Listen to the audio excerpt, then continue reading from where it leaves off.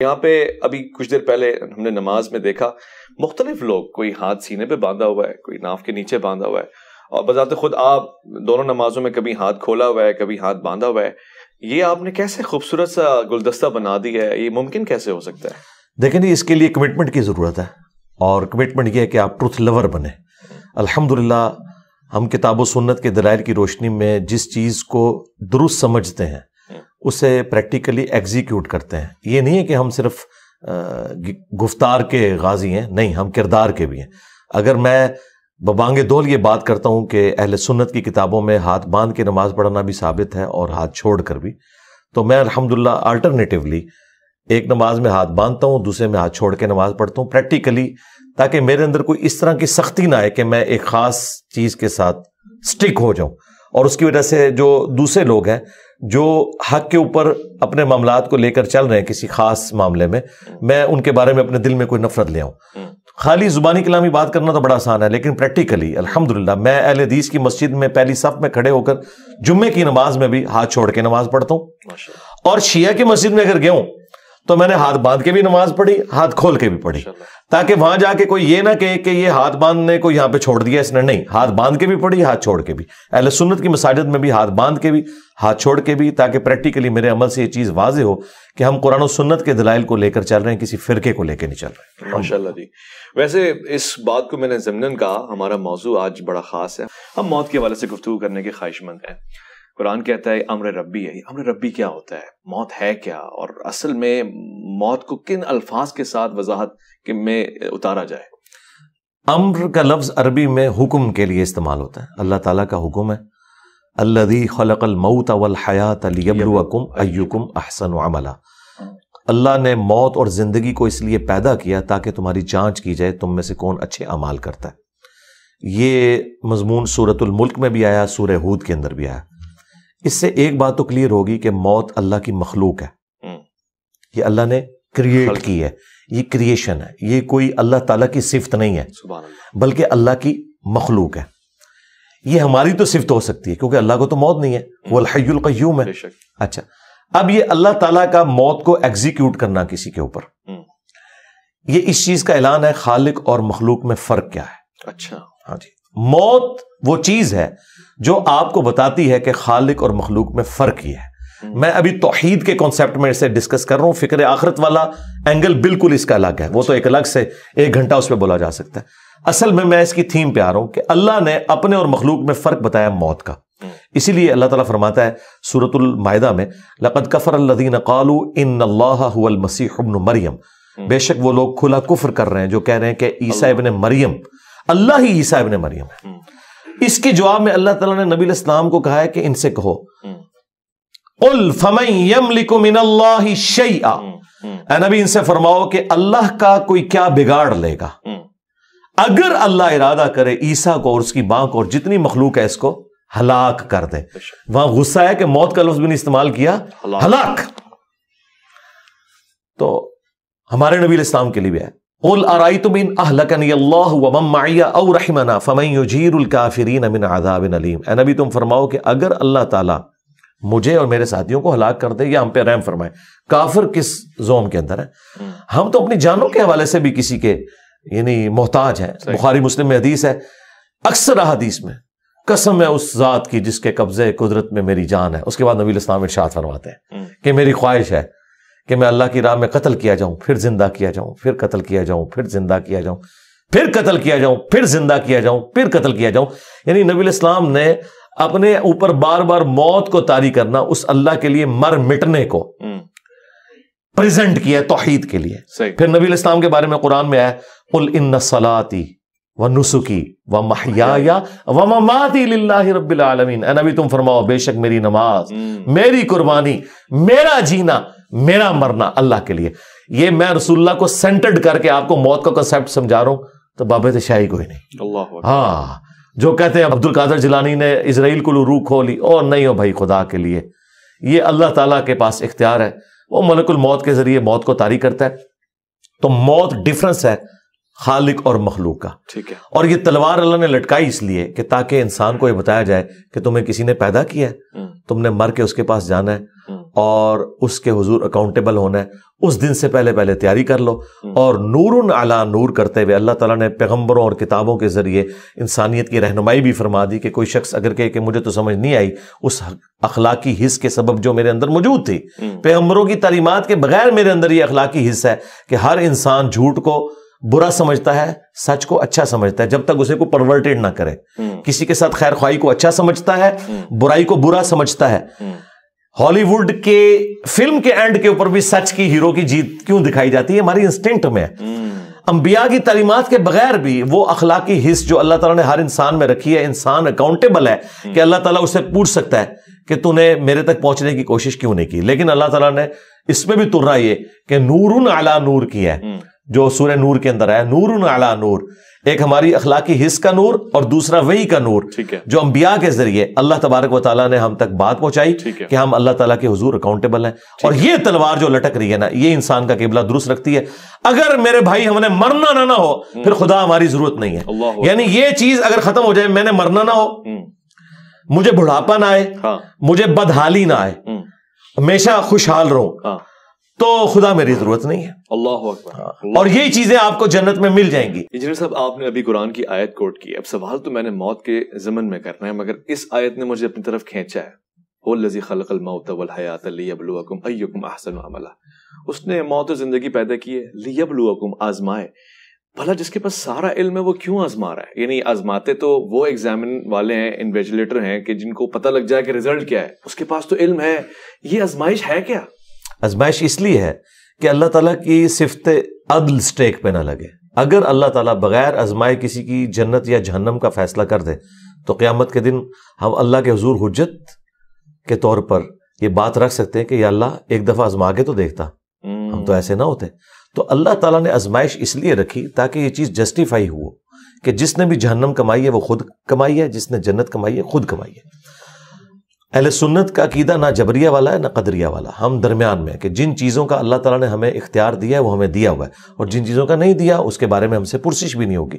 مجھ سے نہیں پوچھا جائے گا کہ تمہارے ماں باپ فلاں کیوں تھے، تم فلاں جگہ کیوں پیدا ہوئے، تمہارا قد اتنا کیوں تھا، تمہاری آنکھوں کا کلر ایسا کیوں تھا.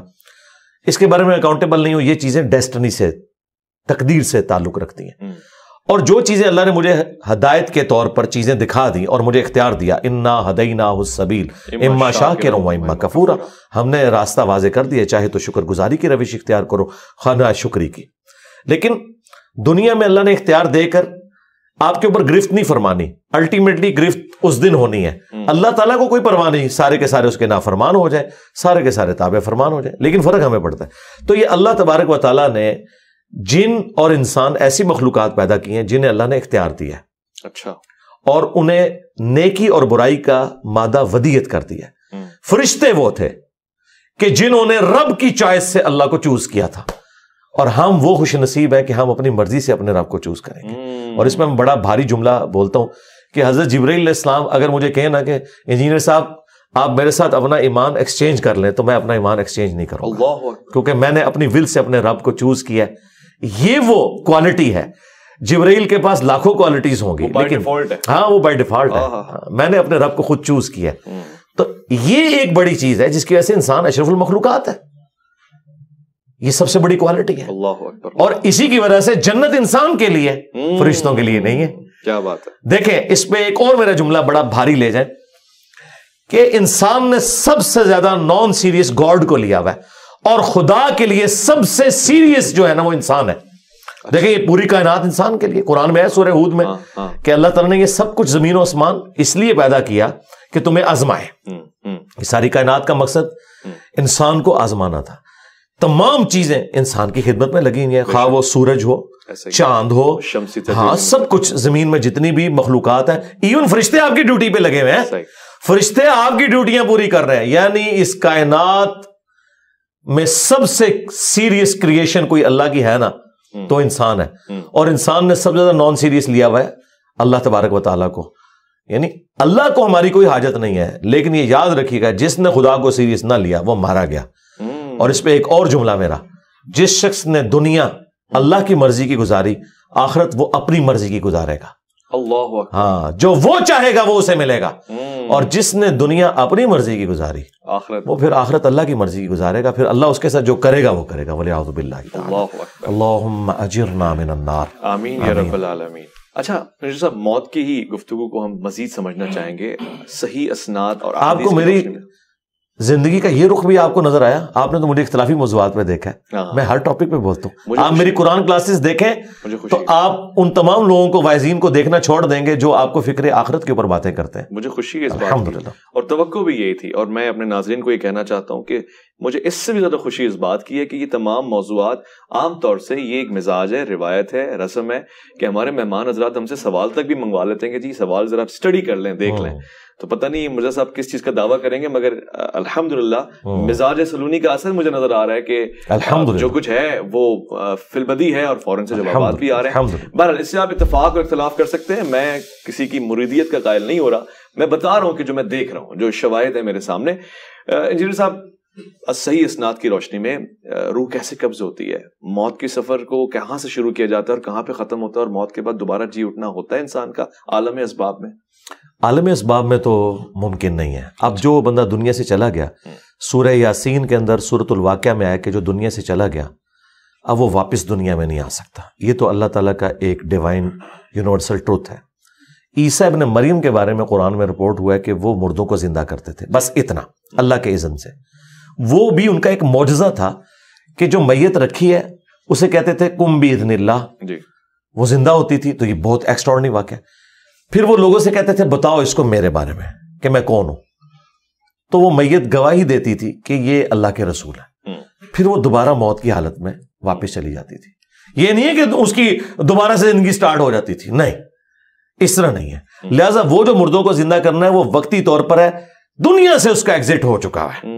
اچھا، دنیا میں نہ تو روحیں یہ گھروں میں آتی ہیں، یہ بالکل غلط بات ہے. نہیں آتی، نہیں، کہاں سے آنی ہے؟ روحیں تو قرآن میں واضح لکھا ہے کہ یا علیین میں یا سجین کے اندر ہے. نیکوکاروں کی روحیں علیین میں اور سجین میں ہے بدکاروں کی.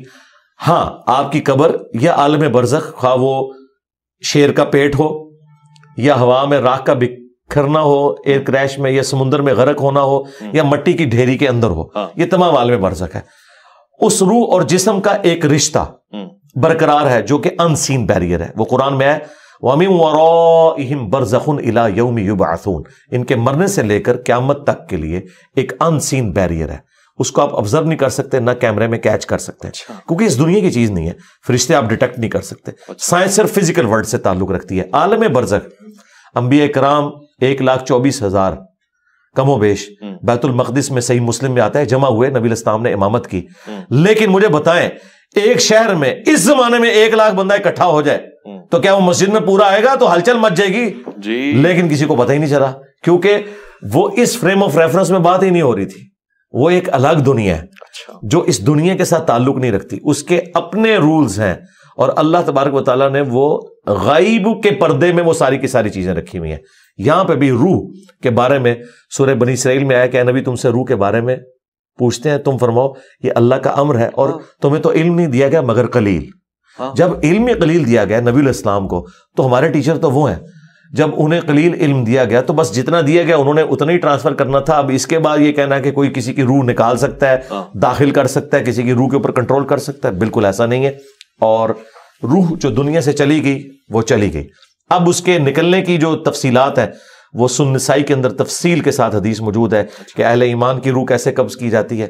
بخاری میں حدیث ہے کہ اللہ تعالیٰ فرماتا ہے کہ مجھے کسی کام میں کوئی تردد نہیں ہوتا سوائے ایک کام کے کہ جب مجھے مومن کی روح قبض کرنی ہوتی ہے. اچھا، اب اللہ تعالیٰ کو بھی تردد ہے، اللہ کو بھی تردد ہے. کیوں؟ اس کے ریگارڈ میں کہ میرا مومن بندہ ہے اور وہ موت کو ناپسند کرتا ہے. ویسے فی نفسی تو موت کو پسند کرتا ہے، لیکن اس اعتبار سے کوئی شخص مرنا نہیں چاہتا. دنیا میں رہنا تو چاہتا ہے انسان، یہ ول جو ہمارے اندر ہے اسی نے ہمیں زندہ رکھا ہوا ہے. کوئی شخص بھی یہ نہیں چاہتا کہ وہ جان بوجھ کے جا کے مر جائے. وہ چاہتا ہے کہ مومن بھی چاہتا ہے کہ میں زیادہ عرصہ دنیا میں گزاروں، اللہ کو رسپانس کروں، زیادہ اپنے لیے ذخیرے آخرت اکٹھا کروں. اور پھر کوئی بھی نہیں چاہتا کہ اپنے بیوی بچوں کو اس طریقے سے چھوڑ کے چلا جائے. تو اللہ تعالیٰ ماتا جب اعتراض ہے، شہید تو چاہتا ہے کہ وہ شہید ہو جائے، مطلب شہادت کی آرزو لے کے لوگ میدان میں اترتے ہیں نا. جی، شہید تو چاہتا ہے، بالکل. موت اس لیے گلے لگاتے ہیں کہ موت آنی ہے، اس لیے نہیں کہ وہ جا کے تو خود کافر کو کہتے ہیں کہ یہ میں کھڑا ہوں تو آگے مجھے تلوار مار دے. یہ نہیں، موت تو آنی آنی ہے، ایگزٹ تو ہر بندے کا دنیا سے ہے، تو جب ایگزٹ ہے تو شہادت کے ذریعے ہو، یہ نہیں کہ خودکشی کرنی ہے آپ نے، خودکشی اور شہادت میں آپ نے فرق رکھنا ہے، تو موت تو آنی آنی ہے، تو خواہش ہونی چاہیے کہ میں شہادت کی موت مروں، لیکن یہ خواہش نہیں ہے کہ میں جو فوراً مر جاؤں اور کوئی نیک اعمال نہ کر سکوں۔ ہاں دین کو جب میری ضرورت پڑے تو پھر میری پہلی پرائورٹی وہی ہے، جس طرح حسین ابن علی حج کے دنوں میں کربلا چلے گئے تھے اس لیے کہ وہ سمجھتے تھے کہ اس وقت اس چیز کی ضرورت ہے، ٹھیک ہے، اور باقی جو حج آج تک سلامت ہے وہ حسین ابن علی کی بدولت ہے۔ ہاں اچھا، صلاح الدین ایوبی نے حج نہیں کیا ہوا کیونکہ وہ اس سے بڑی پوسٹ کے لیے کام کر رہے تھے، تو یہ اب دیکھنے کی ضرورت ہے۔ کیا ہوا حج؟ جی میں نے الحمدللہ کیا 2007 میں۔ کوئی تصویر ہم نے آج تک دیکھی نہیں ہے اس لیے پوچھ رہا ہوں، نہ عمرے کی نہ حج کی، لوگ تو کہتے ہیں جی جاتے بھی ہیں، جہلم سے باہر نکلتے ہیں اکیڈمی سے کہ نہیں؟ میں نے تصویر بنا کے کیا کرنا ہے، میں تو میرے بھائی نماز پڑھتا ہوں 5 وقت، تو میں نے اپنے نام کے ساتھ کبھی نمازی بھی نہیں لکھا، تو میں نے حاجی بھی نہیں لکھا، حج بھی کیا ہے، عمرے بھی نہیں، کتابیں بھی نہیں، وہ تو میں ایک سلوگن کے طور پہ بات کرتا ہوں۔ اچھا اس طرف واپس آئے کہ وہ اللہ تعالیٰ فرماتا ہے کہ مجھے تردد ہوتا ہے جب مومن کی روح قبض کرنی ہے، کیونکہ موت کو تو ناپسند ہر بندہ کرتا ہے۔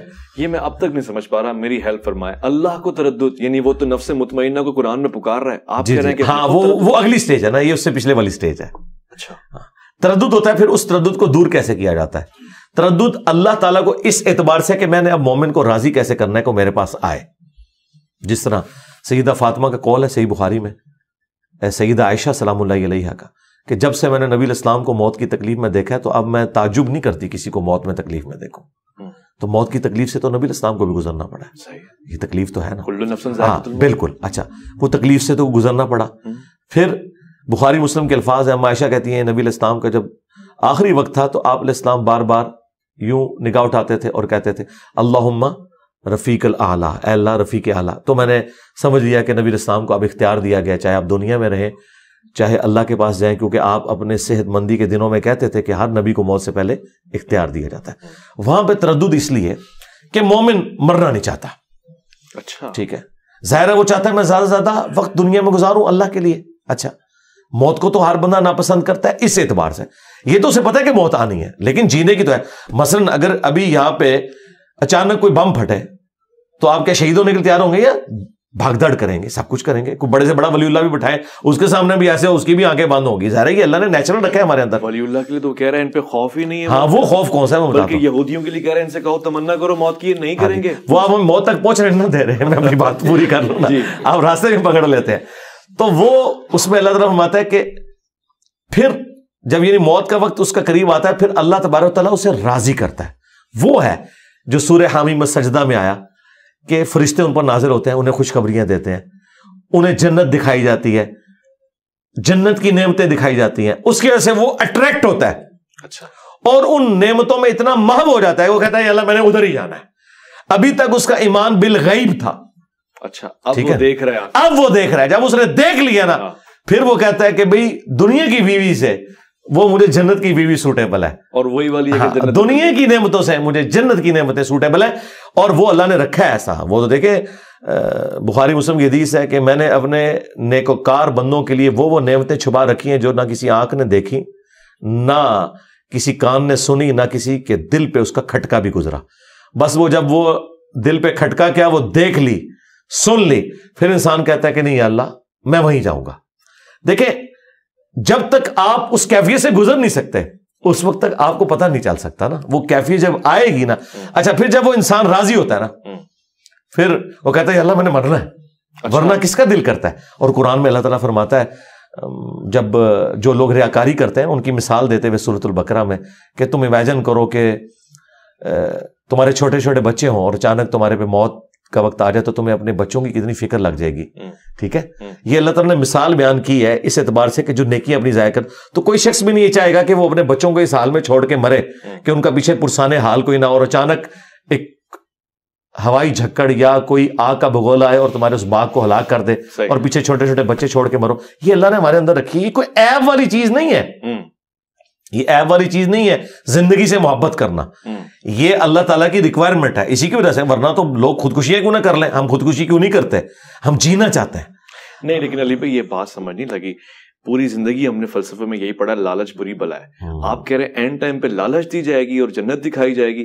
حضرت علی کہہ رہے ہیں کہ میں اس کی عبادت لالچ میں نہیں کرتا, اس لیے کرتا ہوں کہ عبادت کے لائق ہے. یہ حضرت علی کی طرف تو ایک غلط بات ہی منسوب ہے, ہم تو اسے نہیں مانتا. یہ قرآن کے بالکل خلاف ہے.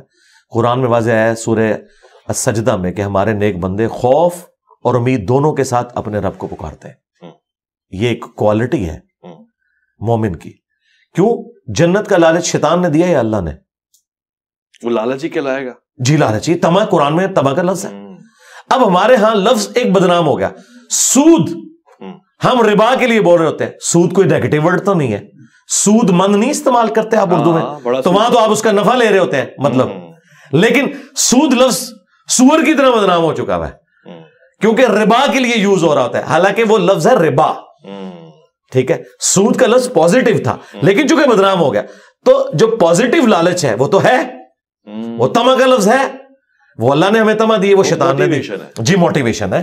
تو اس طرح کے الفاظ آتے ہیں. اللہ کے لیے مکر کا لفظ نہیں استعمال ہوا. مکر. ہاں, تو جب ہم کرتے ہیں تو ہم وہ احتراماً اس کا ترجمہ اردو میں مسلمانوں کے شر سے بچنے کے لیے کر رہے ہوتے ہیں. عربی میں تو لفظ موجود ہے. تدبیر بھی تو لفظ عربی کا تھا, اللہ نے تو استعمال نہیں کیا. اعلیٰ حضرت نے اس ترجمے کو مسلمان کرنے کی کوشش کی خفیہ تدبیر کے ذریعے, لیکن اللہ نے وَمَكَرُوا وَمَكَرَ اللَّهُ وَاللَّهُ خَيْرُ الْمَاكِرِينَ. کوئی حرج نہیں ہے, ایک ہی ورڈ ہے, جب ادھر استعمال ہوگا تو وہ ٹھیک ہے, اس طرح ہو سکتا ہے. اللہ بھی زندہ ہے, ہم بھی زندہ ہیں, لیکن زمین و آسمان کا فرق ہے. تو وہ اللہ تبارک و تعالیٰ مومن کو وہ چیز دکھاتا ہے, پھر وہ کی طرف جو ہے متوجہ ہوتا ہے. ٹھیک ہے. اور پھر آپ نے جو کہا نا لا خوف علیہم ولا هم یحزنون, جی یہ آخرت کے بارے میں آیا ہے. اچھا, کہ اللہ کے جو نیک بندے ہیں ان کو آخرت میں نہ کوئی خوف ہوگا نہ کوئی غم. کیوں؟ انہیں پتا ہے کہ ہم نے صحیح کام کیا ہے, انشاءاللہ تعالی ہمیں انعام ملے گا. لیکن مجھے بتائیں, حدیث شفاعت میں تو آتا ہے انبیاء کہیں گے نفسی نفسی. ہاں جی, ہاں, تو پھر لا خوف علیہم ولا هم یحزنون کہاں گیا اگر انبیاء بھی یہ نہیں ہے؟ تو یہ سٹیجز ہے نا. آپ ڈائریکٹ آخری سٹیج میں نہ پہنچ جائیں. پہلی سٹیج یہ ہے کہ لوگ پریشان ہوں گے, اگلی سٹیج یہ ہے کہ نبی الاسلام کے پاس شفاعت کے لیے آئیں گے, اس سے اگلی سٹیج یہ ہے کہ نبی الاسلام اس سٹیج کے دوران سب نفسی نفسی کر رہے ہوں گے, کیونکہ انہیں پتا ہوگا کہ آج اللہ تعالیٰ اس جلال میں جو آج سے پہلے نہیں تھا. پھر جب شفاعت کا دروازہ کھلے گا اور ایک تھوڑی امید کی کرن پیدا ہوگی, پھر آگے معاملات چلیں گے. پھر نفسی نفسی کی بجائے پھر بخاری مسلم کے الفاظ ہیں, جب میں شفاعت کا دروازہ میرے ہاتھوں پہ کھلے گا پھر انبیاء, فرشتے اور نیک بندے بھی شفاعت کریں گے. اچھا, ہاں, لیکن اس سے پہلے نیک بندے نفسی نفسی کر رہے ہوں گے. اچھا, یہ جو سٹیج ہے نا امن کی, یہ بعد میں آنی ہے. عرش کا سایہ بعد میں ہے. یہ ایک تکلیف سے سب نے گزرنا ہے. اچھا, نفسی نفسی جب انبیاء گزر رہے ہیں, باقی تو شاہی کوئی نہیں. ظاہر ہے قیامت کے دن نے اپنا وہ معاملہ تو دکھانا ہے میرے بھائی. جس طرح عورت نے پریگنینسی کی تکلیف سے گزرنا ہی ہے اس خوشی کو پانے کے لیے جو اولاد کی شکل میں اسے ملے گی. ٹھیک ہے, تو شروع میں تو یہ ساری تکلیفیں ہوں گی, لیکن الٹیمیٹلی انسان. اچھا, پھر بخاری مسلم میں کہ تمام ننگے اٹھائے جائیں گے. سب سے پہلے ابراہیم علیہ السلام کو لباس پہنایا جائے گا. اور اما عائشہ نے پوچھ لیا یا رسول اللہ اگر سارے ننگے اٹھائے جائیں گے تو لوگ ایک دوسرے کو دیکھ رہے نہیں ہوں گے؟ تو نبی علیہ السلام فرمایا وہ دن اس سے زیادہ سخت ہوگا کہ کوئی کسی کو اس طریقے سے دیکھ رہا ہو. یہ حقیقت بات ہے. یہاں پہ بھی جب بم بلاسٹ ہوتا ہے لوگوں کے چیتھڑے اڑ جاتے ہیں, پھر لوگوں کے جو ننگے بدن ہیں لوگوں کی ان کی طرف توجہ نہیں ہوتی ہے, لوگوں کو اپنی موت یاد آنا شروع ہو جاتی ہے. ہاں, تو یہ اس کیفیت سے جب آپ گزریں گے نا موت کی, موت تو وہ ٹاپک ہے کہ چوراہوں پر کھڑے ہو کر اور بلڈنگز کی چھتوں پہ کھڑے ہو کر ایک ہی بات کرنے کی ضرورت ہے کہ تمہیں مرنا ہے. جب تک مرنے کی تلوار آپ کے اوپر نہیں ہوگی آپ کا قبلہ درست نہیں ہو سکتا. درست نہیں ہوگا, یہ ذہن میں رکھیے گا. ٹھیک ہو گیا. یہ جتنے لوگ بھی گمراہیاں پھیلا رہے ہیں اپنی موت کو بھولے ہوئے ہیں. موت کو بھولے, جی موت کو. یہودیوں کے لیے قرآن کہہ رہا تھا. جی جی, کہ تمنا کرو موت کی. اچھا, میں نزا کی حالت کو ذرا سمجھنا چاہتا ہوں. یہ ایک مزاج ہے اور اسی طرح سے تعارف کروایا جاتا ہے جی آخری وقت میں نزا کی حالت میں جس نے کلمہ پڑھ لیا بس وہ جنتی ہو گیا. کیا پتہ ایسا ہی ہو؟ آپ وضاحت فرمائیں جی. آخری وقت میں نزا کی حالت میں کلمہ پڑھ لینے سے سارے اعمال پس پردہ چلے جاتے ہیں؟ نہیں, اس طرح نہیں ہوگا میرے بھائی. یہ آؤٹ آف کانٹیکسٹ چیزوں کو پیش کرتے ہیں اس طریقے سے. تو بخاری مسلم میں ہے کہ جس نے صدق کے دل سے گواہی دی لا الہ الا اللہ محمد رسول اللہ وہ جنت میں جائے گا, خواہ وہ شراب پیتا ہو, چوری کرتا ہو, زنا کرتا ہو. تو یہ اس طریقے سے نہیں ہے, یعنی اپنے اعمال کا عذاب بھگت کر. یہ اس کے اندر امپلائڈ ہے. کیوں؟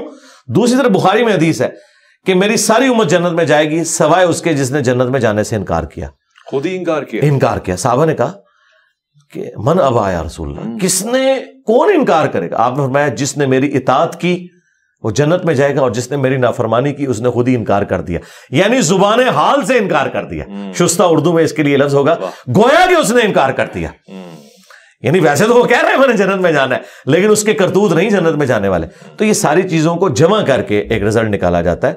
نزا کی جو تکلیف ہے وہ مومن نے بھی کاٹنی ہے، منافق نے بھی کاٹنی ہے، کافر نے بھی کاٹنی ہے. بخاری مسلم کے جب الفاظ ہیں، عائشہ کہتی ہیں کہ جب سے میں نے نبی علیہ السلام کو نزا کی تکلیف میں دیکھا ہے میں تعجب نہیں کرتی، لیکن وہ تکلیف جھیلنا آسان ہو جائے گا اہل ایمان کے لیے. اچھا، جھیلنا آسان ہو جائے گا، وہ دکھا دیا جائے گا. ہاں وہ دکھا دیا جائے گا، آہستہ آہستہ سارے معاملات اس کے لیے سیٹل ڈاؤن ہو جائیں گے. ظاہر دنیا میں تکلیف تو ہوتی ہے میرے بھائی، آپریشن کی بھی تکلیف ہوتی ہے، لیکن وہ ایک چیرا جو لگتا ہے نا آپ کو، وہ ایک لمبے آرام کے لیے ہوتا ہے، اس کے بعد سکون ہو جاتا ہے. تو یہ بہرحال ایک ایگزٹ تو ہے دنیا میں اللہ تعالیٰ نے، اور اللہ تعالیٰ ثابت قدم کرے گا.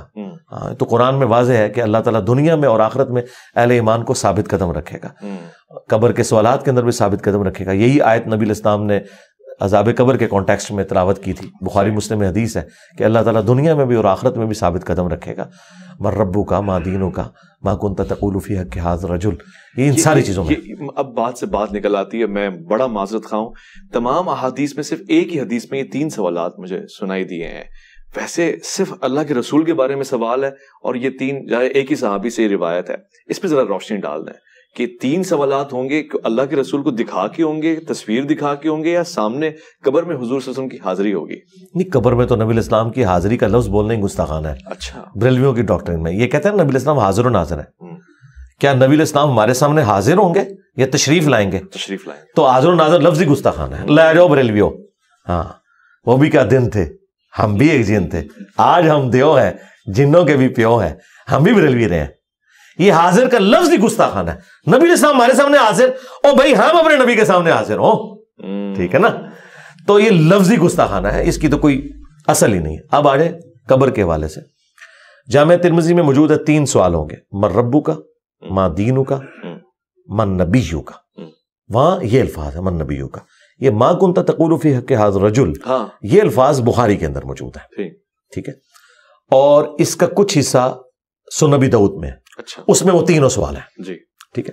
بخاری میں اگر 1 سوال ہے اس کا یہ مطلب نہیں باقی 2 ختم ہو گئے ہیں، اس لیے کہ بخاری میں حدیث کا صرف وہ حصہ رپورٹ ہوا ہے.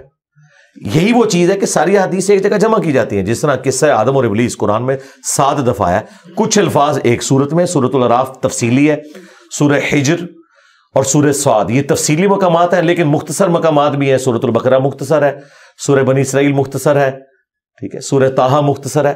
کچھ الفاظ وہاں پہ ہیں، کچھ وہاں پہ نہیں موجود، سب کو جمع کیا جائے گا. تو یہ 3 سوال جو ہے بیسیکلی 4 سوال ہیں. اچھا، کیفیت آپ بتا رہے تھے کہ جب پوچھا جائے گا اللہ کے رسول کے بارے میں. ہاں، وہ میں ادھر تو بعد میں پوچھوں گا نا. سب سے پہلے تو پوچھا جائے گا تیرا رب کون. صحیح. تو جو مؤمن ہے تو وہ کہے گا ربی اللہ، اور دین میرا اسلام ہے، اور نبی علیہ السلام کے بارے میں کہے گا ہوا محمد رسول اللہ صلی اللہ علیہ وسلم. وہ تو اللہ کے رسول محمد ہے صلی اللہ علیہ وسلم. دنیا کی کسی حدیث کی کتاب میں یہ موجود نہیں ہے کہ نبی علیہ السلام تشریف لائیں گے یا آپ کی شکل مبارک دکھائی جائے گی. اچھا، یہ انہوں نے خود ڈیٹیکٹ کیا ہے. وہ کہتے ہیں جو یہ ہاذا کا صیغہ نا، تو ہاذا کا لفظ جو ہے وہ اس کے لیے استعمال ہوتا ہے جو سامنے موجود ہو. جی، ہم کہتے ہیں یہ بالکل آپ کی بات غلط ہے. کیوں؟ بخاری کے اندر جب عبداللہ ابن عمر نے یزید کی بیعت کی تو انہوں نے سیم لفظ استعمال کیا ھذا الرجل، حالانکہ وہ بیٹھا تھا شام میں، یہ مدینہ میں تھے. یعنی ھذا الرجل سے مراد جس کا کہ ذکر ہو رہا ہے، خواہ وہ غائب میں بھی موجود ہو. عربی لغت میں ھذا جی استعمال ہو جاتا ہے. اچھا، اور اس پر ترا یہ کہ جواب میں وہ ھذا محمد رسول اللہ تو نہیں کہتا، وہ غائب کا صیغہ استعمال کرتا ہے، ہوا محمد رسول اللہ. تو جواب ہی بتا رہا ہے، ورنہ تو کہ ھذا محمد رسول اللہ، وہ کہتا ہے ہوا محمد رسول اللہ. اچھا، مفتی احمد یار خان نعیمی جو پوتا شاگرد ہیں اعلیٰ حضرت کے، انہوں نے جال حق میں لکھا ہے کہ اگر نبی علیہ السلام سامنے موجود نہیں ہے تو اس مردے کو چاہیے کہ وہ کہے ای الرجل، کس مرد کے بارے میں پوچھ رہے ہو. تو جب وہ پوچھ رہے ہیں نا اس مرد کے بارے میں کیا کیتا ہے، تو مراد ہی وہ سامنے موجود ہے، ورنہ تو اس کو پہلا سوال یہ ہونا چاہیے تھا کہ کس کی بات کر رہے ہو بھائی، کہنا کیا چاہ رہے ہو. تو ہم نے مفتی صاحب کا یہ اعتراض دور کر دیا. مسند احمد میں ایک حدیث ہے، یہی حدیث کا ایک طریق مسند احمد میں ہے، اس میں الفاظ ہے کہ وہ کہتا ہے کہ تم کس مرد کی بات کر رہے ہو. تو وہ کہتے ہیں الذی بعث فیکم، اچھا، جو تم میں مبعوث کیا گیا تھا پیغمبر بنا کر. اور یہ الفاظ ابو داؤد میں بھی موجود ہے کہ وہ پوچھتا ہے کہ کس مت کی بات کر رہا ہے، یعنی کسی غائب کا ذکر ہو رہا ہے، کسی غائب کا ذکر. پھر وہ کہتا ہے ہوا محمد رسول اللہ، جواب ہی بتا رہا ہے ہوا، وہ تو اللہ کے رسول محمد ہے، ورنہ ہوتا ہاذا محمد رسول اللہ، غائب کی ضمیر، غائب کی ضمیر. تو یہ بالکل کلیئر ہے، یہ بالکل فراڈ ہے. بریلویوں نے کہا کہ نبی الاسلام تشریف لاتے ہیں، دیوبندیوں نے کہا شکل مبارک دکھائی جاتی ہے. جھوٹ بول رہے ہیں، ایسی کوئی بات نہیں ہے. اور ہم آپ کو دلیل ایک اور دیتے ہیں. بخاری مسلم حدیث ہے، ایک حبشیہ عورت تھی جو مسجد نبوی کی صفائی کیا کرتی تھی، فوت ہو گئی. صحابہ کرام نے رات کو جنازہ پڑھ کے اسے دفنا دیا. چند دن گزرے، نبی الاسلام نے کہا وہ عورت میں نہیں دیکھ رہا. ان کا یا رسول اللہ وہ تو فوت ہو گئی. ہاں فرمایا تم نے مجھے نہیں بتایا. نبی الاسلام کے لیے اس کی اہمیت یہ ہے کہ وہ صفائی کرنے والی ہے. تو صحابہ کرام کہتے ہیں ہم نے ہلکا جانا اس عورت کو، لیکن حضور نے اس کو امپورٹنس دی کہ مسجد کی صفائی کرتی ہے. آپ نے کہا مجھے اس کی قبر پہ لے کے جاؤ. آپ قبر پہ گئے، بخاری مسلم کے الفاظ ہے، آپ نے جنازہ پڑھا دوبارہ خود، اور واپس پلٹ کے آپ نے فرمایا یہ قبریں اندھیروں میں ڈوبی ہوئی تھی، اللہ تعالیٰ نے میرے جنازہ پڑھنے کی برکت سے انہیں نور سے بھر دیا. اچھا، سبحان اللہ کا مطلب یہ ہے کہ وہ کافروں کی قبریں نہیں تھی. کافر کی قبر میں نور نہیں آ سکتا. مسلمان کی قبریں اس زمانے میں اندھیرے سے بھری ہوئی تھی. اور آج لوگ کہہ رہے ہیں جو کچھ بھی ہے تیرے محبوب کی امت سے. بھئی محبوب کے زمانے کے لوگ بھی اگر کام غلط کریں گے تو اندھیروں میں ڈوبی ہوئی ہوں گی، تسی تو شاہی کوئی نہیں. ہاں، اگلی بات، نبی الاسلام اگر اس کی قبر میں خود تشریف لے گئے تھے تو آپ صحابہ سے کہتے کہ ہاں ہاں یار وہ 3-4 دن پہلے فوت ہوئی تھی، میں قبر میں گیا تھا، تو تم نے مجھے بتایا کیوں نہیں؟ تو آپ نے تو یہ بات نہیں کی، آپ نے تو قبر کی جگہ بھی ان سے پوچھی ہے. تو اگر آپ قبر میں گئے ہوتے تو آپ کو پتا ہوتا نا میں قبر میں گیا تھا. یہ سب کچھ جھوٹ ہے. ایون نبی الاسلام جو خواب میں آتے ہیں نا، یہ بھی نبی الاسلام کو نہیں پتا ہوتا میں کسی کے خواب میں کیا ہوں، یہ اللہ تعالیٰ دکھاتا ہے. مثلا آپ میرے خواب میں ہیں تو آپ کو کیا پتا ہوگا؟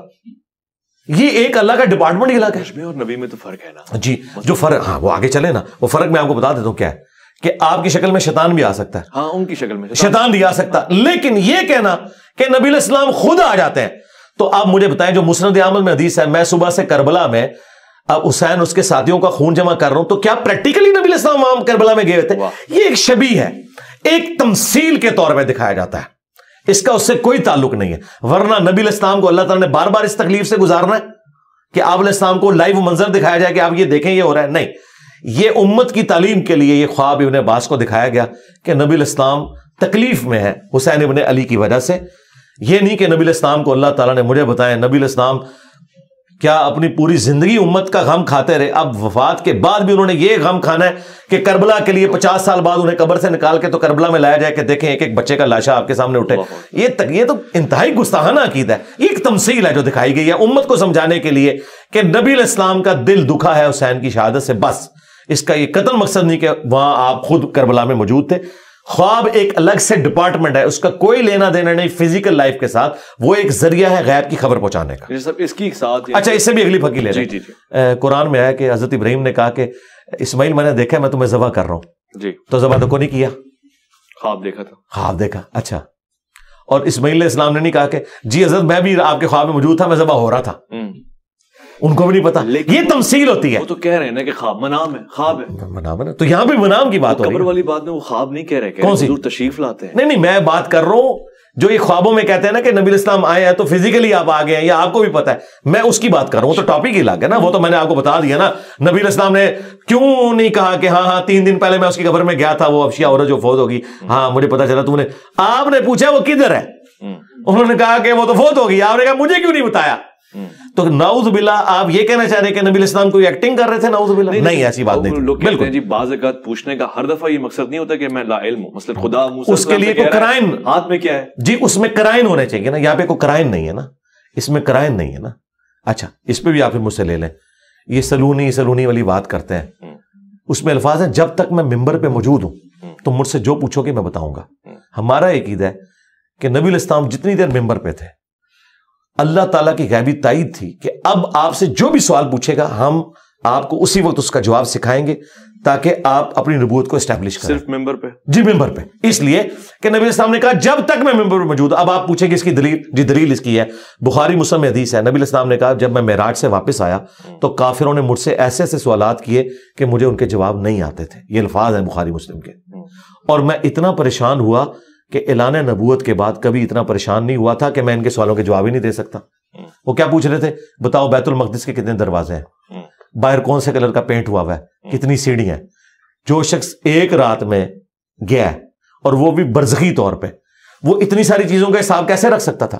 تو بخاری مسلم کے الفاظ ہیں, جب انہوں نے سوال کیے مجھے جواب نہیں آ رہے تھے, میں اتنا پریشان ہوا کہ مجھے جھوٹا کہیں گے.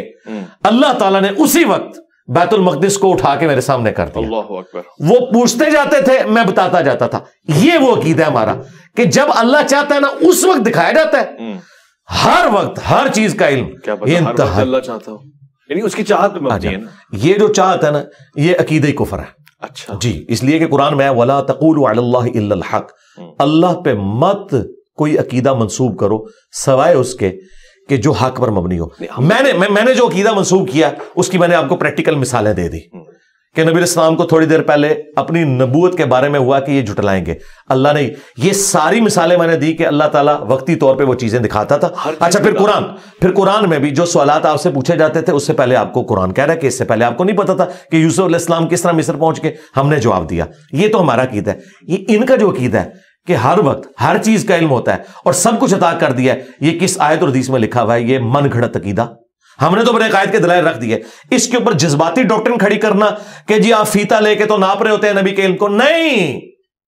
قرآن جگہ جگہ کہہ رہا ہے کہ تم سے قیامت کے بارے میں پوچھتے ہیں, ٹھیک ہے, تم وہ اللہ کے پاس ہے. یہ ہے جی وہ علم جو نہیں ہے نبی کے پاس. آپ مجھے اچھا آپ بھی مانتے ہیں کہ نبی علیہ السلام کے پاس قیامت کا علم نہیں قرآن کی روح سے؟ وَيَقُولُونَ مَتَىٰ هَٰذَا الْوَعْدُ, نہیں علم غیب تو ہم مانتے ہیں, الگ موضوع چلا گیا. وَيَقُولُونَ مَتَىٰ هَٰذَا الْوَعْدُ إِن كُنتُمْ صَادِقِينَ قُلْ إِنَّمَا الْعِلْمُ عِندَ اللَّهِ. ایک چیز میں نے ثابت کر دی نا, آپ کی ڈاکٹرن ٹوٹ کی ماں کانا وما یکون کی, کیونکہ آپ نے کہا ہر چیز کا علم ہے. قرآن کہہ رہا ہے کہ نبی تم سے قیامت کا اس طرح پوچھ رہے ہیں جس طرح تم دھاگ لگا کے بیٹھے ہوئے ہو. تم فرماؤ اس کا علم تو اللہ کے پاس ہے. اللہ جب جسے چاہے گا ظاہر کر دے گا. قرآن پورے کا پورا یہ کہہ رہا ہے کہ قیامت کا علم نبی علیہ السلام کو نہیں دیا گیا بلکہ نشانیاں صرف بتائی گئی ہیں. نہ سن بتایا گیا, نہ تاریخ بتائی گئی, نہ یہ بتایا گیا کہ کتنی انسانیت پیریڈ گزارے گی تو قیامت آئے گی. یہ تو ایک واضح چیز قرآن میں آئی ہے نا, اس کا انکار تو کفر ہے نا. لیکن آج آپ بریلویوں سے پوچھیں, جال حق میں مفتی احمد خان نعیمی سے جب پوچھا گیا بھی بتاؤ یہ قیامت تو نکل ہے نا, تم کہہ رہے تو فیتا تو اللہ نے مار دیا. تو اس نے کہا کہ یہ رسول اللہ کی محبوبیت کا تقاضا ہے کہ مرنے سے پہلے اللہ تعالیٰ نے حضور کو قیامت کا بھی بتا دیا ہوگا خود سے. وَلَا تَقُولُوا عَلَى اللَّهِ إِلَّا الْحَقِّ, یہ کذاب اللہ کے اوپر جھوٹ باندھتے ہیں. ٹھیک ہے, واضح ہو گیا. آپ نے شہیدوں کا ذکر کیا اور ظاہر موت کا ہمارا موضوع ہے, شہادت اس سے جڑی ہوئی ہے, گویا زندگی سے زیادہ جڑی ہوئی ہے. قرآن بھی یہ کہتا ہے یہ زندہ ہیں ان کو مردہ نہ کہو. اب یہ کون سا فیس ہے؟ یہ برزخ کا کوئی فیس ہے یا شہید کس طرح سے زندہ ہے, رزق کس طرح سے حاصل ہو رہا ہے, یہ ڈیفائن کرتے ہیں صحیح کلیئر معنوں میں, کیونکہ اس کو ہم مردہ تو نہیں کہہ سکتے. ہاں جی, یہ اس کو بھی پہلے کلیئر کر لیں. جو مردہ ہے اسے مردہ کیوں نہیں کہا جائے گا؟ قرآن یہ نہیں کہنا چاہ رہا. اگر اس کا مطلب یہ ہے تو مجھے بتائیں, صحیح بخاری میں 4 جگہ تفصیلی خطبہ ہے سیدنا ابو بکر کا, من کان یعبد محمدن فإن محمدن قد مات. جو کوئی تم میں محمد کی عبادت کرتا تھا جان لے محمد مر گئے. تو حضرت ابو بکر صدیق نے تو کہا ہے کہ نبی علیہ السلام مر چکے ہیں, حضور شہید ہوئے. ایک ٹاپک لادہ ہو گیا, ادھر ہے نا, ادھر ہے. نبی علیہ السلام تو افضل ترین شہید ہے. جی آپ شہید ہیں, آپ شہید ہیں. بخاری میں موجود ہے کہ اے عائشہ جو خیبر کے موقع پہ مجھے زہر دیا گیا تھا وہ میری رگیں کاٹ رہا ہے. نبی علیہ السلام کو آنری طور پر اس شہد کو عود کروا کے شہادت کی موت دی گئی. یعنی آج یہ بات کلیئر ہو جائے نا کہ جی سب کے نزدیک ہے نبی علیہ السلام شہید ہوئے ہیں, جی شہید ہوئے ہیں, لیکن یہ آنری شہادت ہے, یہ وہ والی شہادت نہیں ہے کہ میدان جنگ میں آپ شہید ہوئے ہوں. کیوں؟ وہاں اللہ کا ڈیوائن رول ہے کتب اللہ لأغلبن انا ورسلی, یہ میری بات طے پا چکی ہے کہ میں اور میرے رسول غالب رہیں گے. اگر عیسیٰ ابن مریم قتل ہو جاتے نا یہودیوں کے ہاتھوں تو ان کی تو رسالت فارغ ہو جاتی, کیونکہ رسول تو خود دھمکی لگاتا ہے خود قتل ہو جائے تو پھر تو مخالف جیت کے. اس لیے رسول جب بھی دھمکی لگاتا ہے نا اس کے مخالف قتل ہوتے ہیں, وہ نہیں قتل ہوتا. نبی علیہ السلام بھی قتل نہیں ہوئے, آپ کو آنری طور پہ شہادت دی گئی ہے 4 سال بعد اس زہر کا اثر واپس لا کے. انبیاء لیکن قتل ہوئے, یحییٰ علیہ السلام جی وہ ہوئے. اچھا اب ادھر واپس ہیں جہاں سے ہم نے بات سٹارٹ کی. شہید ڈاکٹر طارق قادری صاحب نے ایک تقریر میں جذبات میں کہا کہ نبی کو مردہ کہنے والوں تم مر جاؤ. اچھا تو یہ حضرت بکر صدیق کو وہ کہہ رہے تھے کیونکہ حضرت بکر نے کہا, یعنی میں ان سے یہ کہوں گا, یہ تو حضرت بکر کا خطبہ ہے. من کان یعبد محمدن فإن محمدن قد مات, صحیح بخاری میں 4 جگہ. جو کوئی تم میں محمد کی عبادت کرتا تھا, 1241 نمبر حدیث ہے اور 1242 تفصیلی حدیث, وہ جان لے کہ محمد مر چکے, اور جو اللہ کی عبادت کرتا تھا وہ جان لے کہ اللہ کو کبھی موت نہیں آئے گی اور وہ ہمیشہ زندہ رہے گا. فإن اللہ حی لا یموت. مجھے بتائیں صحابہ میں کوئی حضور کی عبادت کرتا تھا؟ کوئی بھی نہیں. تو یہ فرضی جملہ کیوں بولا حضرت ابوبکر نے؟ توحید کو اسٹیبلش کرنے کے لیے، کیونکہ انہیں پتا تھا کہ اس کائنات کا سب سے بڑا شرک جیزس کرائسٹ کے نام کے اوپر ہوا ہے. رسول اللہ نے بھی جیزس کرائسٹ بن جانا تھا پارٹ 2 اگر حضرت ابوبکر یہ خطبہ نہ دیتے. اور یہ انہوں نے نبی الاسلام سے ڈیڈکٹ کیا تھا. صحیح بخاری میں حدیث ہے، میری شان کو اس طرح بلند نہ کرنا جس طرح نصارہ نے اپنے پیغمبر کو بڑھا دیا. میں اللہ کا بندہ اور اس کا رسول ہوں، مجھے اللہ کا بندہ اور اس کا رسول کہنا. اچھا، اس کے بعد سیدنا ابوبکر نے آیت تلاوت کی، وما محمد الا رسول قد خلت من قبلہ الرسل افئن مات او قتل. محمد تو نہیں مگر ایک رسول، اگر وہ مر جائیں یا قتل ہو جائیں. اب پاکستانی کہتے ہیں جی وصال شریف فرما جائیں یا شہید شریف ہو جائیں، حالانکہ یہ دونوں عربی کے الفاظ اللہ نے تو نہیں یوز کیے. ٹھیک ہے. اچھا، پھر کہا انکا میتن وانہم میتون، اے نبی تمہیں بھی مرنا ہے، تمہارے مخالفین کو بھی مرنا ہے. میتن کے الفاظ ہیں. اور فإن محمد قد مات، یہ جو قرآن میں ہے نا کہ شہید کو مردہ نہ کہو، یہ ایک آنر ہے، عقیدے کی بات ہے، آنر کی بات ہے کہ انہیں مردہ نہ مراد یہ نہیں اللہ تعالیٰ کہہ رہا ہے کہ یہ زندہ ہے. اگر زندہ ہے تو پھکا لے لے. شہید کی بیوہ نکاح کیوں کرتی ہے؟ وہ تو پھر زنا کر رہی ہے. صحیح ہے، کلیئر ہو گیا. ہاں اچھا، یہ آنر ہے. یہ آنر کیا ہے کہ وہ اللہ کے حضور زندہ ہے. اس میں الفاظ ہے وہ اللہ کے حضور زندہ ہے اور اسے رزق بھی دیا جاتا ہے. اور لیکن ساتھ آیا وَلَٰكِن لَا تَشْعُرُونَ، تمہیں شعور نہیں ہے. تو ان ظالموں نے کیا کیا؟ شعور کیا. انہوں کا شہید زندہ ہے، تو جب شہید زندہ ہے تو زندہ سے آپ مانگ سکتے ہیں، تو ہم اس لیے مانگتے ہیں شہیدوں سے. ہم کہتے ہیں کہ پہلے تو یہ بتاؤ کہ شہید کی بیوہ نے نکاح کیوں کیا ہے؟ وہ تو بدکاری کر رہی ہے. وہ کہتے ہیں نہیں، وہ اور چیز ہے. تو یہ آنرری چیز ہے جی، آنر والی چیز ہے. اچھا، نبی کی جو بیوہ سے نکاح نہیں ہوتا نا، اس کے پیچھے شہادت والا ایشو نہیں ہے. وہ اس لیے کہ وہ نبی کا پروٹوکول ہے. وہ پروٹوکول ہے کہ وہ امت کی ماں ہے. النبی اولا بالمؤمنین من انفسہم وازواجہ امہاتہم. وہاں پہ یہ والا معاملہ نہیں ہے. ورنہ اگر یہ والا معاملہ نہ ہوتا تو وہاں پہ بھی اجازت ہو جاتی. لیکن وہ اللہ تعالیٰ نے کہا سورہ احزاب میں کہ اللہ کے نزدیک یہ بہت بڑا گناہ ہے کہ تم رسول اللہ کی وفات کے بعد ان کی کسی بیوی کے ساتھ شادی کرو. یہ آنری طور پہ دنیا اور آخرت میں تمہاری نبی کی بیوی ہیں. یہ ہے اصل میں چیز. تو یہ جو مردہ نہ کہو، یہ آنری طور پہ کہ اللہ کے حضور زندہ ہے. اور اس سے جہاد اور قتال کی ترغیب دلائی گئی کہ یہ کافر کہتے تھے نا، جو سورہ آل عمران میں آیا نا کہ جب غزوہ احد کے موقع پر لوگ شہید ہوئے تو ان کا اگر ہمارے بھائی ہماری بات مان لیتے تو وہ شہید ہی نہ ہوتے، قتل ہی نہ ہوتے. تو اللہ تعالیٰ اگر تمہاری موت بھی لکھی ہوتی تم اپنی مقتل گاہوں کی طرف کھینچے چلے آتے. تو یہ بتایا گیا کہ جس چیز کے اوپر ترس کھا رہے ہو نا، او بھائی انہوں تو ابدی زندگی حاصل کر لی ہے، آخرت کی زندگی میں زندہ ہے. یہ جھوٹ ہے جو یہ بول رہے ہوتے ہیں، یہ کہتے ہیں زندہ زندہ، جو بریلوی اور شیعہ کر رہے ہوتے ہیں زندہ زندہ. یہ بتایا کرو آخرت میں زندہ ہے. دنیا سے بھائی جا چکے، دنیا سے اب ان کا کوئی تعلق نہیں ہے سوائے اس کے کہ ہمارا سلام ان تک پہنچتا. سبھی زندہ نہیں، آخرت میں مرا ہوا کون ہے؟ ہاں، آخرت میں سب زندہ ہے، لیکن شہید اللہ کی جنتوں میں پروٹوکول کے ساتھ زندہ ہے، اور جو کافر ہے وہ اللہ کی جہنم میں. یہ فرق ہے. دونوں جگہوں پہ ان کو رزق مل رہا ہوگا. زندگی کی علامت ہے رزق. نہیں، رزق جو مل رہا ہے نا جی، اللہ نہ کرے اس طرح کا رزق کسی کو ملے جو جہنمیوں کو مل رہا ہے. ان کو تو قرآن میں آیا ہے کہ وہ زخموں کا دھون اور پیپ مل رہا ہے. اس رزق کو نہ کمپیئر کریں. رزق تو ہے نا، رزق آخرت کا ہے. آخرت آج قبر رسول آپ کھودیں، شہید کا پروٹوکول سرکار ایک منٹ، آج قبر رسول کھودیں، آپ کیا سمجھتے ہیں کہ نبی الاسلام وہاں پہ کھا پی رہے ہوں گے بیٹھ کے؟ یہ اٹیچ بات ہوگا؟ میں نے ایسا نہیں کہا. ایسا نہیں ہوگا. آپ ویسے ہی لیٹے ہوں گے جیسے لیٹے ہوئے تھے. وہ برزخ میں ایسا بھی نہیں کہا. مجھے اس کا بھی نہیں، اس کا تو ہمیں پتا ہے نا کہ نبی الاسلام ویسے ہی ہیں جو بخاری میں موجود ہے. آیات میں موسیٰ علیہ السلام نماز پڑھ رہے تھے قبر میں. جی، وہ تو آج موسیٰ علیہ السلام میں کسی بھی پیغمبر کی قبر کھودیں وہ ویسے ہی ہوں گے. وہ برزخی معاملہ ہے. وہ تو وہاں پہ بیت المقدس میں بھی تھے. وہ برزخ کا معاملہ ہے. وہ آپ کے اس فریم آف ریفرنس کی چیز نہیں ہے. ٹھیک ہے، وہ صحیح مسلم میں حدیث ہے. وہ قائم یصلی فی قبری، وہ اپنی قبر میں نماز پڑھ رہے تھے. بالکل ٹھیک ہے. اس سے طے ہو گیا کہ قبر کے معاملات الگ ہیں، لیکن وہ اس دنیا کے ساتھ تعلق نہیں رکھتے.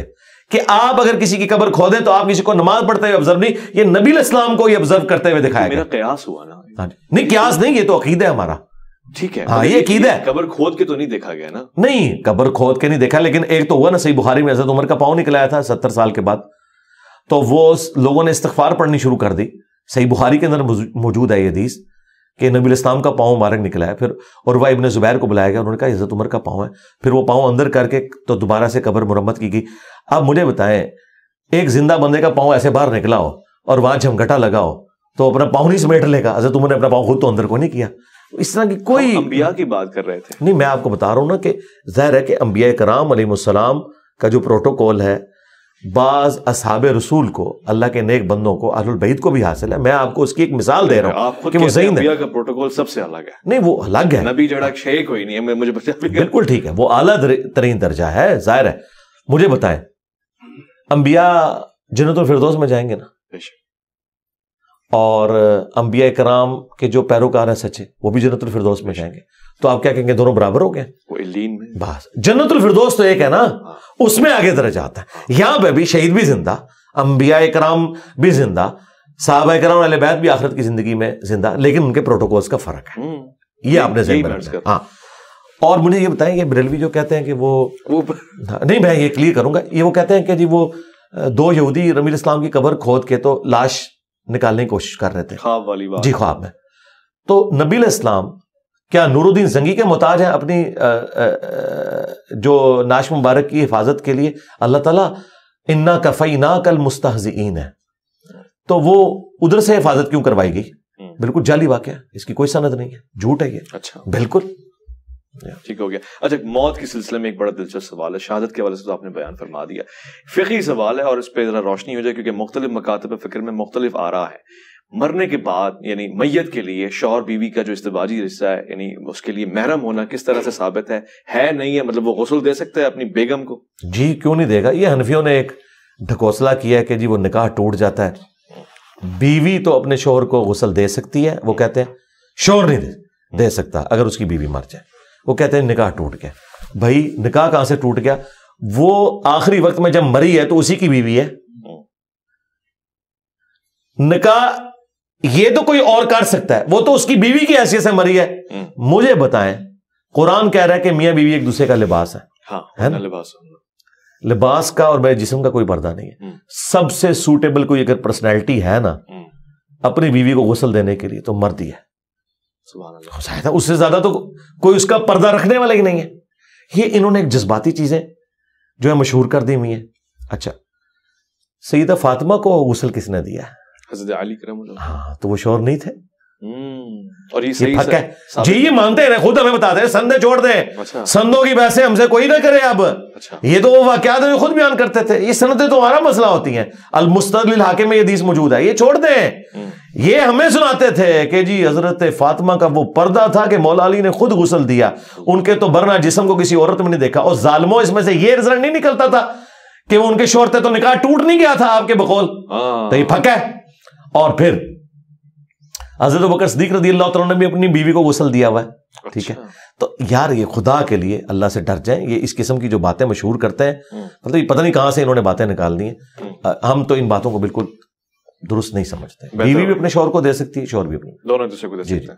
ٹھیک ہوگی. اچھا, یہ بہت سے لوگ پوچھتے ہیں جنت میں یہی بیویاں ملتی ہیں یا ہو رہے ہیں کچھ الگ فریم کی ہوتی ہیں, کیٹیگری الگ ہوتی ہے, یا پھر یہ کہ وہ جو کہا گیا غلام اور مخنث ان کی کوئی تعداد ہوتی ہے؟ دیکھیں, یہ وہ لوگ باتیں کر رہے ہیں جن کا جنت میں جانے کا کوئی پلان نہیں ہے. پلان نہیں. ہاں, اور نظر بھی آ رہا ہے کہ شاید یہ جنت میں جانے میں کامیاب بھی نہ ہو.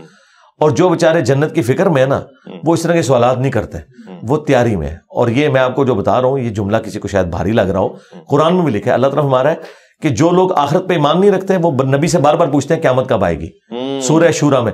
اور جو قیامت پہ ایمان رکھتے ہیں وہ ڈرتے رہتے ہیں کہ یہ آ ہی نہ جائے. اللہ اکبر. ٹھیک ہے نا. تو ہمیں اس طرح کی باتوں سے نہ کوئی انٹرسٹ ہے کہ ہم ان کے اندر کوئی تفصیلات میں جائیں اور چسکے لیں. اس کے لیے آپ طارق جمیل صاحب سے رابطہ کریں. ہم آپ کو اجمالاً کہتے ہیں کہ جو قرآن میں آیا کہ جنت میں ہر وہ چیز ہے جس کی تم خواہش کرو گے. اچھا, ہاں, یہ کیٹاگوریکل ہے. ہر وہ چیز ہے جس کی تم خواہش کرو گے, یہ کیٹاگوریکل جملہ ہے. تو جو آپ خواہش کرتے ہیں اللہ تعالیٰ وہ آپ کی خواہش کو پورا کرتے ہیں. مثلا کراچی رہنے والا اگر خواہش کرے کہ میں انجینئر مرزا کے ساتھ پڑوسی ہو جاؤں, اور جہلم والا بھی جنت میں خواہش کرے, تو وہ خواہش پوری ہو جانی ہے. جہلم والا تو یہ خواہش کرے گا کہ اور رسول اللہ کے ساتھ ہو, نہ اسے کراچی والے سے ہے, نہ بریلی والے سے, نہ دیوبند والے سے. خواہش کی بات ہے نا, کوئی بھی خواہش کرے. تو یہ 2-3 پرسنالٹیز ہو جانی ہے. اس طرح بیگمات بھی, مثلا مجھے ایک خاتون پسند ہے اور کسی کو کوئی دوسری خاتون, وہی خاتون پسند ہے, تو وہ دو. دیکھیں, یہ ڈومین اللہ تعالیٰ کی ہے. میں اس پہ بول تو سکتا ہوں, میرے اندر کمپیٹنسی ہے, لیکن یہ میرے انٹرسٹ کا ٹاپک نہیں ہے.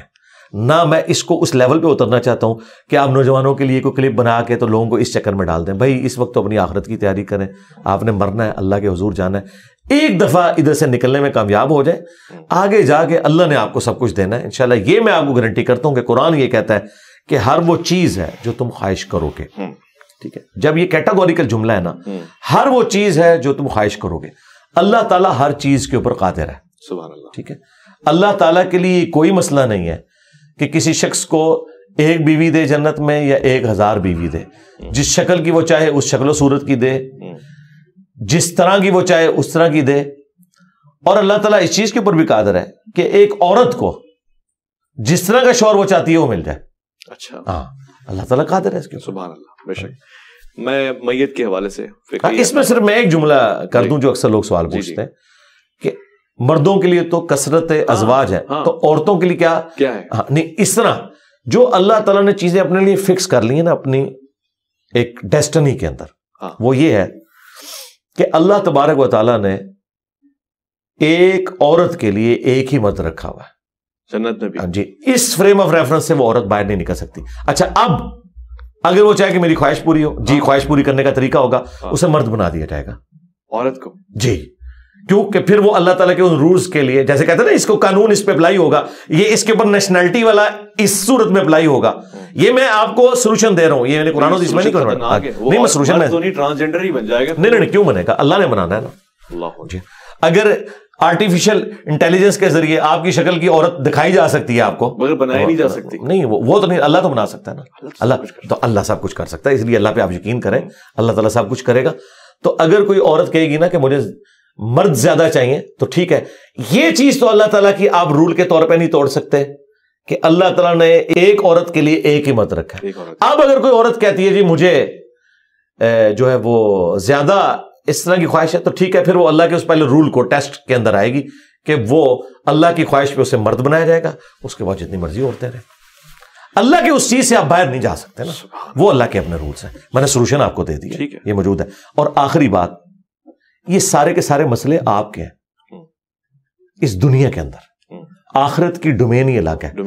آپ مجھے بتائیں، شادی سے پہلے نوجوان مرد و عورت شادی کو کس طرح آئیڈیلائز کر رہے ہوتے ہیں، شادی کے بعد ان چیزوں کی 1% بھی اہمیت نہیں رہ جاتی ہے، کوئی اور چیز سامنے آ جاتی ہے.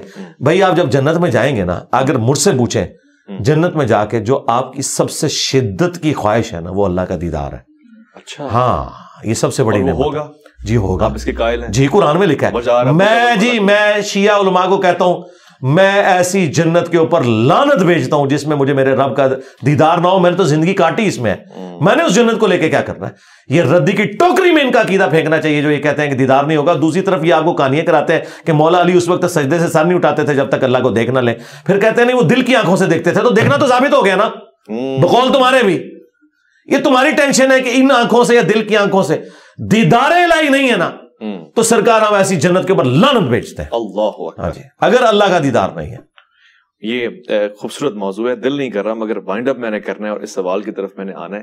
عام طور سے غسل میں یہ مسائل کھڑے ہو جاتے ہیں، شرم گاہوں کو اندر سے صاف کرنا ہے، دبانا ہے، یعنی یہ چونکہ ایک مسلکی بحث بھی شروع ہو جاتی ہے کہ کوئی چیز ڈالنا اور نکالنا، اس پہ صحیح طریقہ کار کیا ہے؟ خدا کے لیے قرآن میں واضح ہے کہ جب کوئی جنبی ہو تو غسل کر لے. ٹھیک ہے. اور غسل کرنے کے لیے وہی طریقہ ہے کہ ظاہری بدن کے اوپر آپ نے پانی بہانا ہے. That's all. ہاں جی. یہ جو حنفیوں نے کہا کہ ناک میں ادھر تک چڑھ جائے، اللہ کے بندو یہ کس حدیث میں آیت میں لکھا ہوا ہے؟ یہ حدیث سے لے کے آتے ہیں تو وہ طریقہ ہے، وہ جو طریقہ بیان کر رہے ہیں وہ تو مجھے بتائیں. قرآن میں وضو تو چہرے سے شروع ہو رہا ہے، بخاری مسلم میں وضو جو ہے کلی اور ناک سے شروع ہو رہا ہے. تو جس سنتیں اصل وہ ہے کہ چہرے سے 4 فرائض ہے: چہرہ، دونوں ہاتھ کونیوں سمیت، سر کا مسح اور پاؤں کو دھونا، اور مسا بھی ثابت ہے. دونوں چیزیں وہ الگ سے جی وہ ایک زیادہ ٹیکنیکل بحث ہے، میں اس طرف نہیں جاتا، پھر اور چیز شروع ہو جائے گی فی الوقت میں. اور قرآن میں ہے کہ جب تم جنبی ہو تو تم نے غسل کرنا ہے. اور غسل عرف عام میں جسے غسل کہا جاتا ہے وہ یہ ہے کہ آپ نے ظاہری بدن جو سامنے نظر آ رہا ہے اس کے اوپر پانی بہانا ہے، بس ظاہری بدن کے اوپر. ٹھیک ہو گیا. تلقین کی کیا حیثیت ہے شریعت میں؟ مردے کو تلقین کرنا، اسے کچھ سنانا ثابت ہے؟ کوئی ثابت نہیں ہے، یہ صوفیاء کی گھڑی ہوئی خرافات ہیں. جی قبر کے اوپر کھڑے ہو کے آپ اذان دیں، انگلی رکھ کے کریں. حدیث میں صرف یہ ملتا ہے، سنن ابی داؤد کے اندر حدیث ہے، جب اپنے بھائی کو دفنا چکو تو قبر میں سوالات کی استقامت کے لیے دعا کرو. بس یہ چیز ہے. آپ نے قبر پہ کھڑے ہو کے دعا کرنی ہے کہ اے اللہ اسے قبر کے سوالات میں استقامت نصیب فرما. بس اذان نہیں دینی قبر؟ نہیں، اذان کوئی ثابت نہیں ہے. اذان جنازے کی نماز کی اذان نہیں ہے تو قبر کی اذان کہاں سے آ جائے گی؟ لاجیکلی اسپیکنگ کہ جو نماز ہے جنازے کی اس کی اذان تو کوئی نہیں ہو رہی ہے، اور جہاں نماز بھی کوئی نہیں، قبر پہ صرف دعا کرنی ہے، اس کی اذان کہاں سے آ گئی؟ ہمارے ایک چاہنے والے پوچھ رہے تھے کہ کیا حضور پاک صلی اللہ علیہ وآلہ وسلم نے کبھی کسی غیر مسلم کا جنازہ پڑھایا ہے؟ نہیں، کبھی نہیں پڑھایا. منافق کا پڑھایا تھا. ہاں جی، غیر مسلم کا نہیں پڑھایا. وہ بھی قانوناً چونکہ مسلمان تھا اس لیے پڑھایا، اور بعد میں اس سے بھی منع کر دیا گیا سورہ توبہ میں، نہ تو آپ نے کسی منافق کی قبر پہ کھڑے ہونا ہے، نہ اس کے لیے دعا کرنی ہے۔ غیر مسلم کا جنازہ نہیں پڑھایا، کیونکہ جنازے کے اندر آپ دعائیں مغفرت کرتے ہیں، اور سورہ توبہ کی آیات ہیں، کسی نبی اور کسی اہل ایمان کے لیے شایع نہیں کہ چاہے اس کا کوئی قریبی رشتہ دار بھی کفر کی حالت میں مرا ہو کہ اس کے لیے دعا کرے۔ جب دعا نہیں کی جا سکتی تو جنازہ تو دعائیں مغفرت ہے، وہ ہو ہی نہیں سکتی۔ ماشاءاللہ واضح ہو گیا۔